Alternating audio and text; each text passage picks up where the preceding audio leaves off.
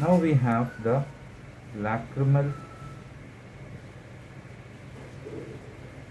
drainage system. So again, don't confuse the lacrimal gland for it. We are discussing this area wherein the tear film drains into the nose. Okay, so now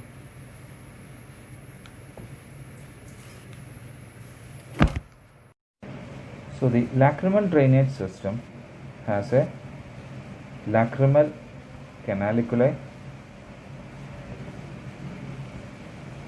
There is the lacrimal sac and there is a nasolacrimal duct, or in short it is called as the NLD. So now this is the lacrimal canaliculi. Here you have the lacrimal sac and this is the nasolacrimal duct.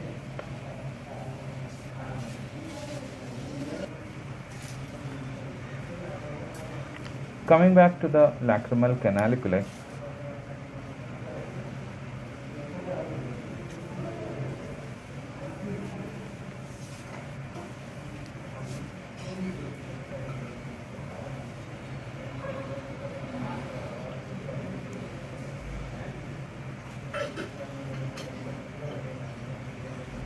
you should know that this is a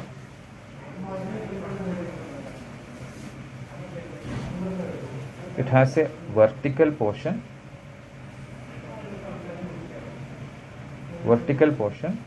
and a horizontal portion. The vertical portion is 2 millimeters and the horizontal portion is 10 millimeters. So obviously it is the horizontal portion that is longer.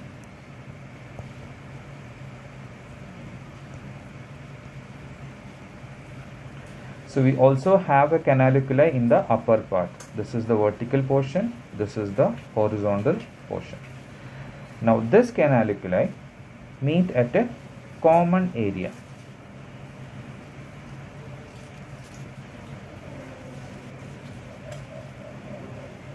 Which is called as the common canaliculi.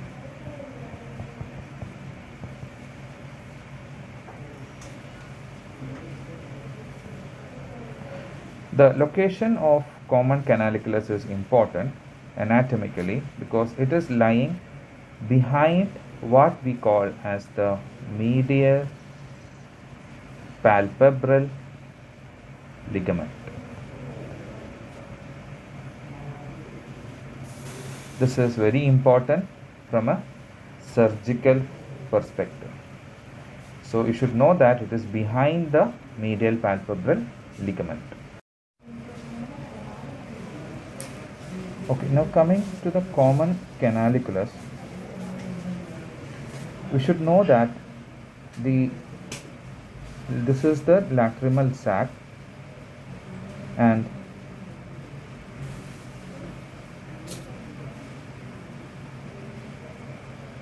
the entry of common canaliculi into the lacrimal sac, it is around 2.5 millimeters below the apex of the lacrimal sac. What I meant to say is the distance between the apex and the point of entry of the common canaliculus is important from exam point of view. It is around 2.5 millimeters. At times, the canaliculi may separately join without forming a common canaliculi. It may directly open separately into the lacrimal sac as well. With regard to the lacrimal pump, we will discuss it more in the physiology of lacrimal sac later. But from the anatomical point of view, one thing you should be knowing is there is actually a muscle around the eye which is called as the orbicularis oculi.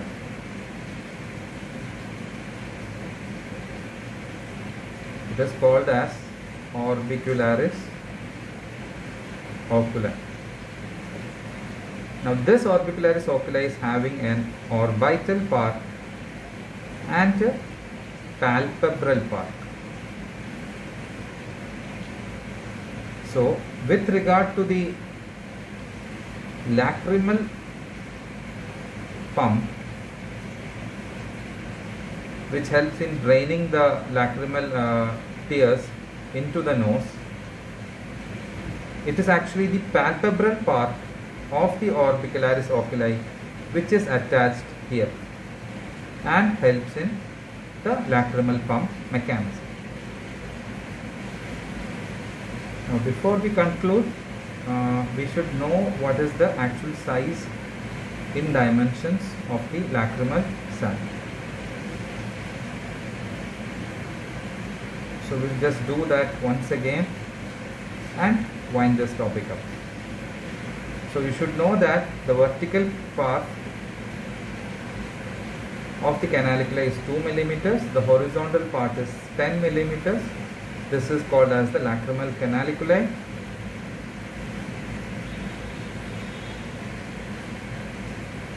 Now this is the lacrimal sac, and this is vertically around 12 millimeters, and the rest is nasolacrimal duct, which is around 18 millimeters.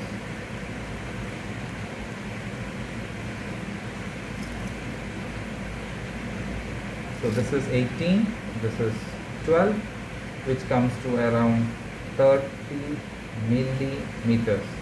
Please don't confuse it to centimeters. Remember, it has 30 millimeters.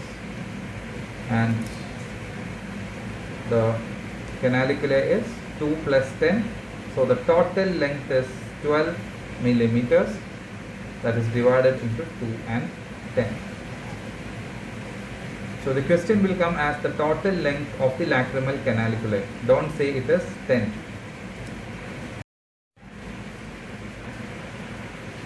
We have to say that it is 12. And again, it is millimeters. This is 30 millimeters. Now coming back to the anatomy of lacrimal sac.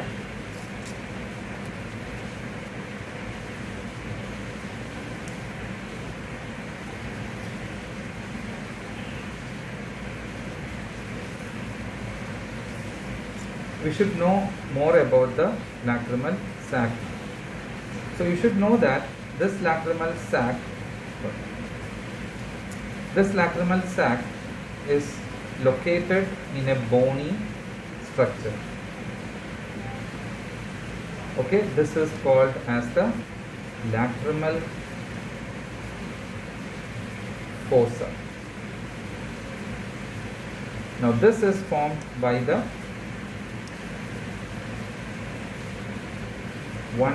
the lacrimal bone,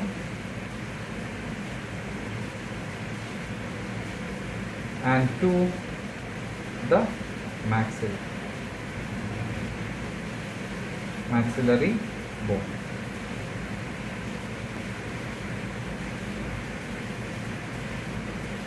Now there is a question, which part of the maxilla contributes to the lacrimal fossa? So it is the frontal process of the maxillary bone which contributes to the lacrimal fossa. The third member of the lacrimal fossa is the lacrimal fascia. Now regarding the capsule of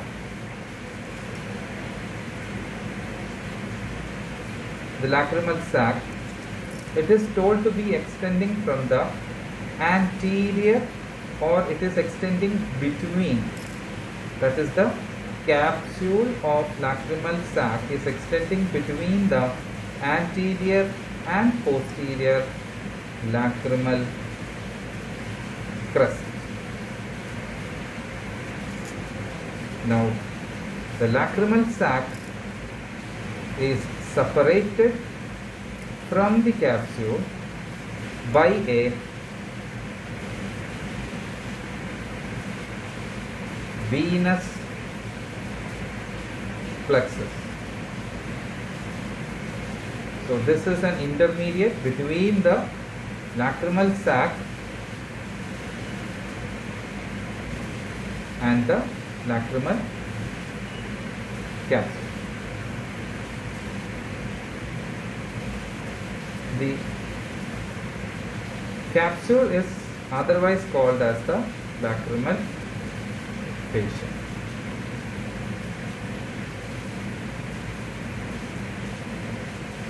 More importantly, there is a question about the lining of the lacrimal sac. This is formed by the columnar epithelial cell.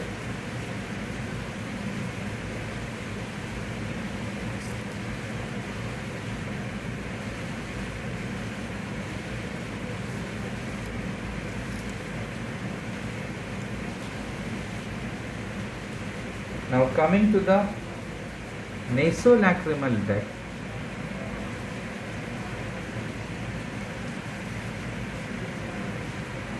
you should know that the lining continues as columnar epithelium in the nasolacrimal duct as well. So this is our NLD, and this is a tubular structure. This is running in a bony canal, or which is called as the osseous canal, and the direction is very important. The direction keeps coming even in your clinical questions. It is supposed to be running downward, backward, and lateral. So this is running downward, backward, and lateral with respect to this direction. And this finally opens up into the, as we have discussed earlier, into the inferior meatus of the nasal cavity.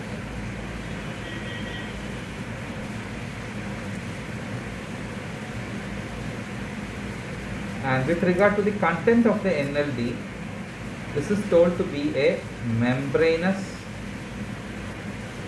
structure. This osseous canal is actually a bony canal formed by the maxillary bone, the lacrimal bone, and the nasal concha.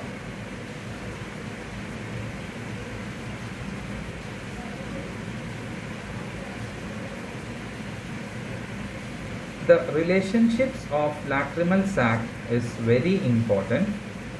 We had discussed a bit about the relationship of the lacrimal sac to the medial palpebral ligament earlier. Now what more should we be knowing? So let's just rub this out and redo it once again. So the first thing we know is, we know that there is something called as a medial palpebral ligament over the lacrimal sac. This is the medial palpebral ligament, or otherwise called as the medial canthal tendon. Medial canthus means it is this. This is the medial canthus, and this is the lateral canthus. So this is a tendon associated with it, so it is also called as medial canthal tendon. Now its relationship to the lacrimal sac, as you know, is it is anteriorly located. Now why are we discussing the relationships of lacrimal sac? This is because we have a surgery called as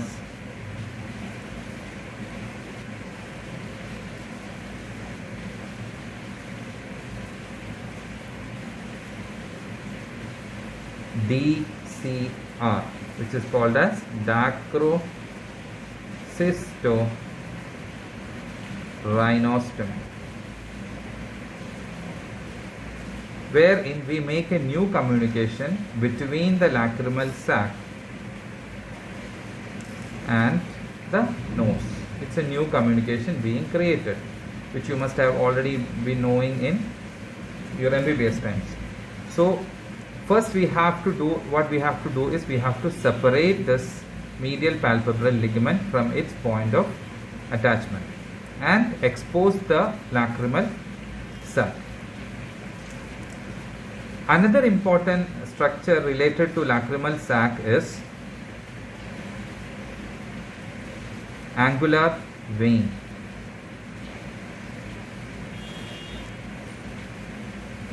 Is the angular vein.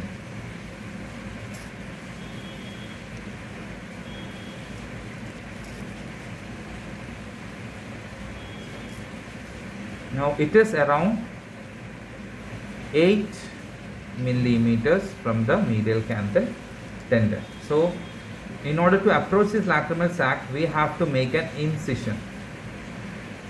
An incision has to be made on the skin. So we have to make sure we are not damaging the angular vein. If we damage this, there will be lot of bleeding from the angular vein and it will be difficult to stop it. So we have to be careful in that respect.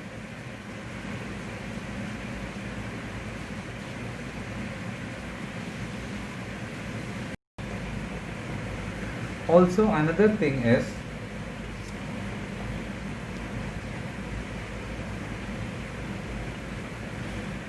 if you remember from your orbit's surface relations, we know that in the medial wall of the orbit was formed by lamina pepricae. On its medial wall, it is formed by the lamina pepricae, and behind that we had the ethmoidal sinus.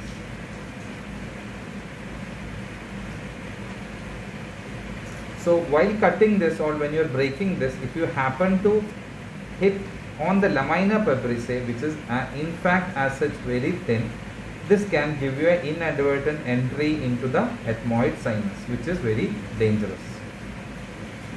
So with that we conclude the lacrimal drainage system.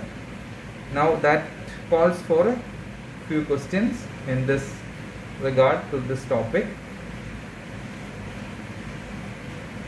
So my question to you guys is, question number 1 is, the common canaliculi lies in front of the medial palpebral ligament. True or false? The next question is, the lacrimal sac lies in a fossa bound solely by the lacrimal bone. Is it true or false? And finally, the last question is, the angular vein lies anterior to the lacrimal sac.